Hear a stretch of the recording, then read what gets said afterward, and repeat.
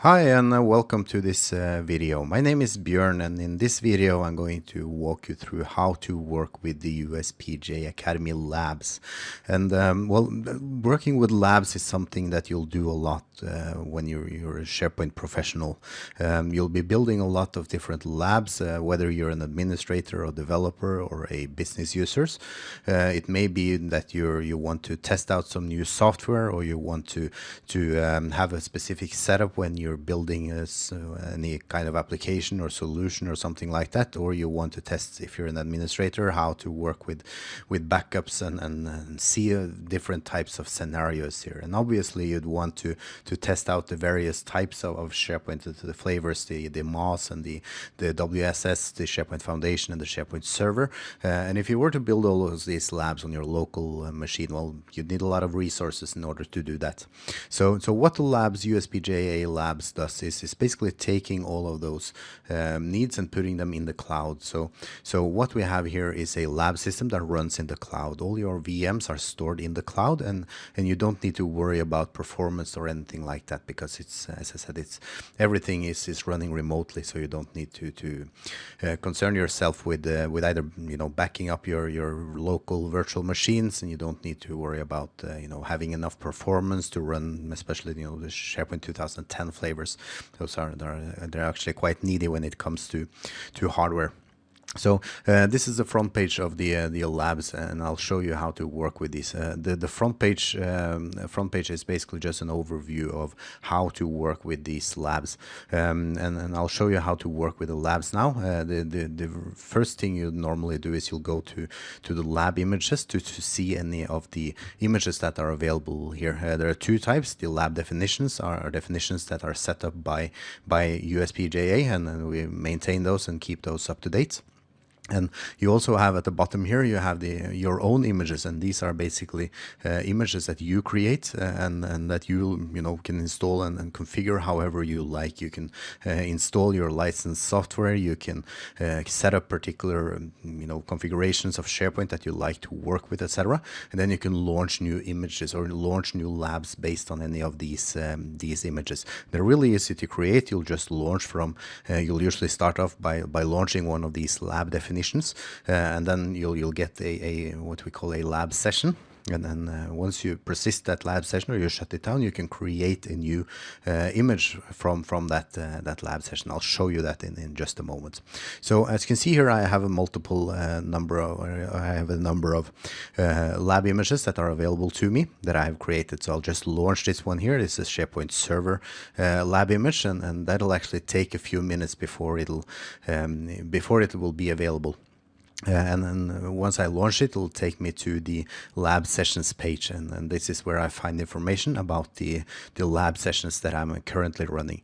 As you can see here, I'll see the name, and then in a moment I'll also see the DNS name. I'll see when I've launched it, and I see how long it is before the lab shuts down. All of these labs, they run for an hour at a time, but you can extend it for as long as you like. All of the labs have a built-in little taskbar application that you can use to extend the lab for as long as you're working on it, but it'll shut down after an hour of inactivity. Now, once you launch the lab, you have two options for what happens after that hour.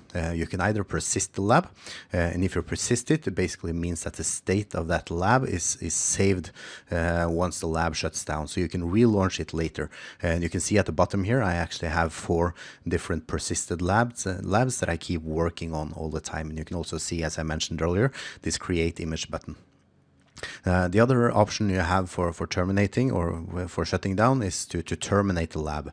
And if you set it to terminate, then basically after that hour, the lab is gone forever, and it'll just disappear, and it won't take up any resources or your persisted lab slots. You can obviously also terminate any of the existing persisted labs that you have. And also notice, by the way, that you can only run one lab at a time, and that's important. There's been a number of people asking whether you can build lab or build farms in the lab here, and that's unfortunately not possible with the current setup, and it's basically a cost issue because it's fairly expensive to run these labs. Now the other thing, as you can see here, now I got my DNS name. It still takes a while before the lab is available for login. Right now the virtual cloud is, or the cloud is booting this lab image and lab session for us. So it'll take a few minutes before you can actually log into this lab. Now what you can do is you can go into your settings here. You can say that I want to have an email. I want to get an email when I can actually log into that lab. And basically it'll keep checking whether you can actually log in. And then once that's available for login, you'll get an email. So it's as simple as that. So I'll get back to that in just a few moments. While we're waiting, I'll just take a short break. So after a brief break, and of course you didn't notice any of that because it's the magic of video editing that allows me to sort of take these brief breaks. But as you can see now, we've sort of waited for a few minutes, and when you're launching from one of these lab images, it can take up to 15 minutes for the machine to be booted up. If you're launching from any of the persisted lab, that'll be much quicker. Now I mentioned that you'll get an email. As you can see here, I now get an email saying that I can now log into this lab here. This is a separate window, and now I can log into this virtual machine. And what I'll do is I'll basically just launch a new terminal services window. Let me just try doing that again like this, and I'll launch MSTSC like that. I can just paste in the URL for that setup. So I'll get my password, which is always going to be SP and administrator, and it's going to be a password that you can get, as I said, on the front page of the lab page. And then I can, as I said, just connect to that lab, and as you can see now, I'm logged into that machine, and I can do pretty much anything that I could want to do in a lab environment. And I can, as I said, install software, or I can set up specific SharePoint scenarios. I can do well, anything that you can do in a virtualized environment.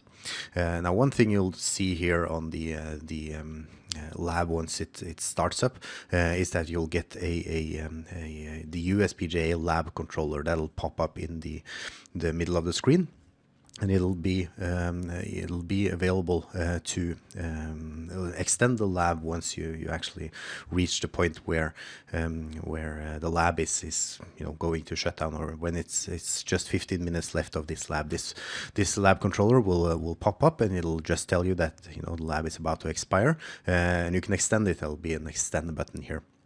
So you can also, as I said, change the shutdown action. What happens when you shut down the machine? So I'm not going to spend a lot of time in the virtual machine here. I'll just minimize this and show you a few other things that you can do with the Academy Labs. So one of the other things that you may want to do in your lab environment, and this is what we call a premium feature, which is available to students as well. It's an added fee for that because it's basically an expensive feature for us to run as well. But this is the My Disks that we call it. It's a way to attach customized disks to your lab machines. So the way that you'll use this is that you'll go to the disk management page, and you'll say that you want to create a disk. All users of the premium disks or the premium labs will get 100 gigabytes that they can use, and you can divide this up however you like. You can have one disk of 100 gigabytes, or you can have 10 disks of 10 gigabytes, or you can select whatever number you actually want to have for a disk. So let's say we want to create a 40 gigabyte disk. We'll name this something like disk 1. You can add a description if you want that, and we'll just create this disk. Now, what will happen is that this will create a volume on the in the cloud for you, and you can consider these disks pretty much similar to a USB drive that's sort of attachable from the cloud. As you can see here now, we have our disk is 40 gigabytes, and we can attach this disk to any of the instances that we have available. Here are all the instances or the sessions that I have available. So I can attach this now to my machine, and that'll basically make it available to that virtual machine in the cloud. So I can use that to store my configuration or store my files, or if I want to build a solution that I want to test on various different lab images. For instance, you want to test something on SharePoint Foundation, and then you want to see if it works the same way in SharePoint Server, or you might want to build a solution for SharePoint 2007 and test that against 2010, etc. You can do that and just place these solutions on your external disks. This is, as I said, the My Disk. And as I said, you can create as many disks as you like, and you can just attach these to your images and or actually to your sessions. You need to attach them to your session. The same way you can just detach any of the disks here and then make it available to anyone else. So the final thing I want to show you is how to use shareable images. So especially when you're working in teams at the academy, it's a good idea to be able to work on the same machines, so that if you have a team assignment, you may have 3 different people who are looking to work on the same project here. So the way you would do that is that you'll just select any of these images that you want to share out, and you just hit the share image button. And what that will do, it will create what we call a sharing key. And this sharing key you can distribute to anyone. So what they'll do then is they'll take that sharing key, and they'll just copy it, and then they'll paste it into this external images. We call them external images when you're connecting to them. So you'll enter that key inside the text box here, and you just hit connect. And what that will do is it'll make this image available to anyone who has that key. So now the other users in your team can just launch this image just as if it were their own image, and create new instances of that. You can obviously stop sharing this image at any time just by going to the lab images again, and you just say that you want to unshare this image, and then no one will be able to launch it except you. Of course, you can do that however you want, regardless of the sharing options you have made. So I think that just about sums up what I wanted to show you in this video. And as I said, all of these features, except the premium features, are available to you as a student at the academy. A couple of things you should know about that. First of all, the My Disks, as I said, that's a premium feature. You don't get those unless you have a premium labs option. And you also see that I have multiple lab images available here, included in the tuition and the base package that you get as a student. You get just one lab image at a time. You can, as I said, you can create that image and you can delete it if you're done using it, but you only get to create one at a time. And the same applies for the lab sessions. You can only have one persisted lab at a time if you are a base user. And in any case, you can just upgrade this at any time. If you have a base package, you can upgrade to the premium package. There's a trial for all Academy students. They can run the premium labs for a month and you don't pay anything. It's a free trial. So you can just try that to see if that actually makes sense to you. And if you like that, you can just keep subscribing, or you can just stop subscribing after the end of that period. So yeah, as I said, that's just about what I want to show you in this video. And I hope you like the Academy labs.